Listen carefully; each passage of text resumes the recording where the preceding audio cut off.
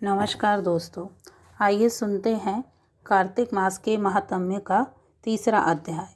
बोलिए विष्णु भगवान की जय, लक्ष्मी माता की जय, कृष्ण भगवान की जय, राधा रानी की जय, तुलसी माता की जय, शालिग्राम की जय। आइए भगवान की वंदना सुनते हैं।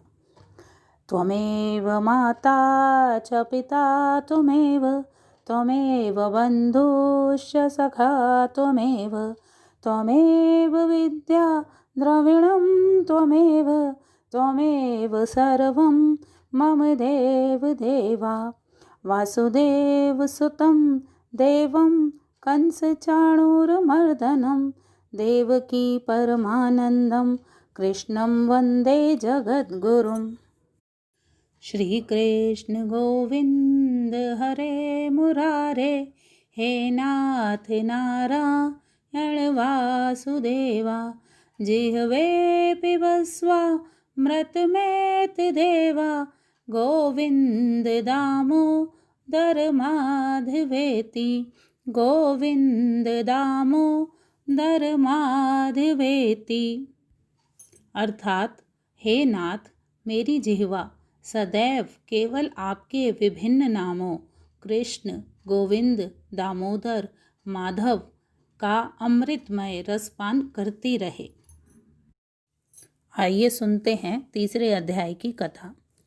सत्यभामा बोली, आप सभी काल में व्यापक और सभी काल आपके आगे समान हैं, फिर भी कार्तिक मास ही सब मासों में से श्रेष्ठ क्यों है? सब तिथियों में एकादशी को ही आप अपना प्रिय क्यों बताते हैं? इसका कारण कहिए। कृष्ण बोले, हे प्रिय, तुमने बहुत ही अच्छी बात पूछी है। मैं तुमको इसका कारण बताता हूँ, ध्यान से सुनो। एक बार महाराज बैन के पुत्र राजा पृथु को श्री नारद जी ने उस कार्तिक मास की महिमा बतलाई थी।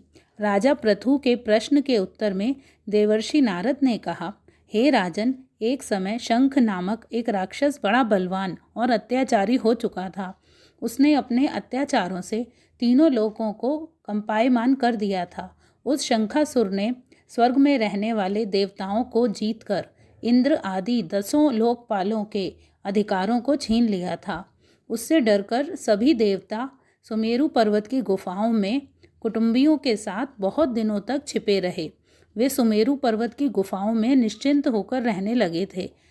उधर जब शंख को पता चला कि देवता आनंद से सुमेरु पर्वत पर रह रहे हैं, तो उसने सोचा कि ऐसी कोई ज़रूर दिव्य शक्ति है जिसके कारण अपना अधिकार छिन जाने पर भी देवता बलवान होते हैं। यह सोचते सोचते वह इस परिणाम पर पहुंचा कि वह सब वेद मंत्रों के बल से ही बलवान हो रहे हैं। अगर इनसे वेद ही छीन लिए जाएं, तो वह अपने आप निर्बल हो जाएंगे। देवऋषि नारद बोले, ऐसा सोचकर असुर शंख ने भगवान विष्णु को सोते हुए देखकर सत्यलोक में वेद चुराने के लिए पहुंचा। उसको आता देखकर विष्णु ने उसकी नीयत जानकर उसके डर के मारे बीज मंत्रों के साथ समुद्र के जल में छिप गए।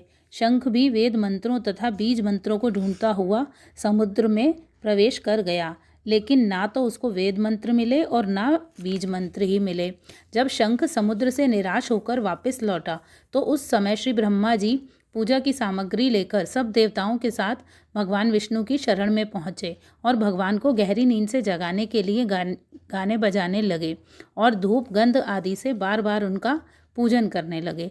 धूप दीप नैवेद्य आदि अर्पण करने पर भगवान की निद्रा भंग हुई और वह देवताओं सहित श्री ब्रह्मा जी को अपनी पूजा करते देखकर बहुत ही प्रसन्न हुए और कहने लगे, मैं आप लोगों के इस कीर्तन और मंगलाचरण से अति प्रसन्न हूँ।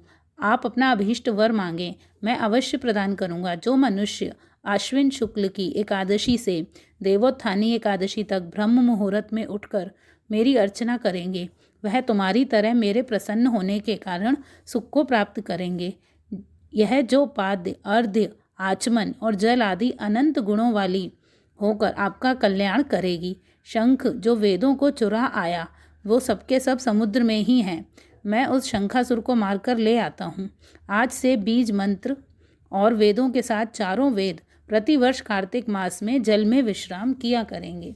अब मैं मत्स्य का रूप धारण करके समुद्र में जाता हूँ और आप लोग भी ऋषि महर्षियों के साथ लेकर मेरे साथ चलें।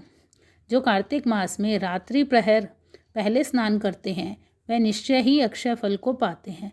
वह अज्ञात में अमृत स्नान का फल प्राप्त करते हैं। हे देवेंद्र, जो कार्तिक मास में व्रत करते हैं उन्हें सब प्रकार से धन, पुत्र, पुत्री आदि देते रहना, उन्हें सब आपत्तियों से बचाते रहना। हे धनपति कुबेर, मेरी आज्ञा अनुसार तुम उनका धन्य धान्य बढ़ाते रहना, क्योंकि इस प्रकार का आचरण करने वाला प्राणी मेरा रूप धारण करके जीवन मुक्त हो जाता है। जन्म से लेकर मरण पर्यंत जिसने विधि पूर्वक यह उत्तम व्रत कर लिया है वह आप लोगों का भी पूजनीय है।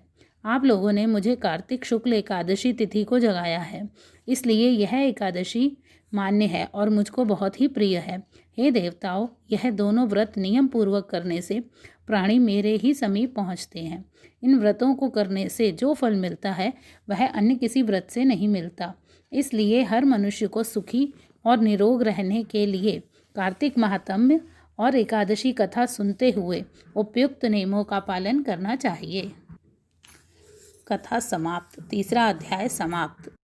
बोलिए विष्णु भगवान की जय, लक्ष्मी मैया की जय, तुलसी माता की जय, शालिग्राम की जय, श्री कृष्ण भगवान की जय, राधा रानी की जय। जय जय श्री राधे। धन्यवाद।